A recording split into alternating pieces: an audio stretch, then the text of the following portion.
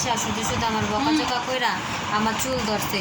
পর আমার নন্দের জামাই আইসা আমার এই যে তলপেট পাশে লাথি মারছে। আমার নন্দের মাইয়া আবার আমার ছোট নন্দে আমার চুল টুল ধইরা সবাই মিললে আমার একসাথে মারছে। কেন মারছে? এই যে 5 লাখ টাকার জন্য।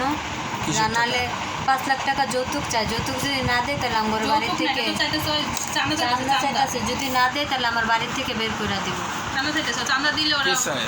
আমার নন্দের জামাই মুতালিব। সামনে বলেন কি হয়েছে আপনার? আমার নন্দের জামাই টাকা চাই, আমার কাছে চান্দা চাই। বিএনপির নেতা, বিএনপির নাম ভাঙায় খাইতেছে, খাইয়া আমার কাছে টাকা চাইতেছে।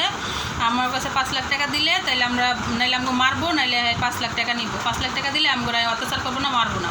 আমার কাছে 5 লাখ টাকা চাইলে আর দিলে হলে আমরা বাড়িতে থাকতে পারবো, নাহলে থাকতে পারবো না, নাহলে আমরা পিটাইবো, মারবো, আমরা হুমকি আমকি দিতেছে। আর আমার 2-3 বার মারছে। প্রথম দিন 23 তারিখে মারছে, আবার 24 তারিখে আমার মারছে। আমরা সবাই মিলে আর পোলা আর মাইয়া আর আমার ছোট ননদে আমার শ্বশুর শাশুড়ি মিল্লা 23 তারিখে রাত 10টার দিকে মারছে, আবার 24 তারিখে সকাল 10টার দিকে আমার মারছে। আবার এরা কয়জনে মিল্লা আবার আমার মারছে। বাসা কই আপনার? আমার বাসা 8 নম্বর লাইন 12 নম্বর বাসা, বি ব্লক, মিরপুর, লালমাটিয়া।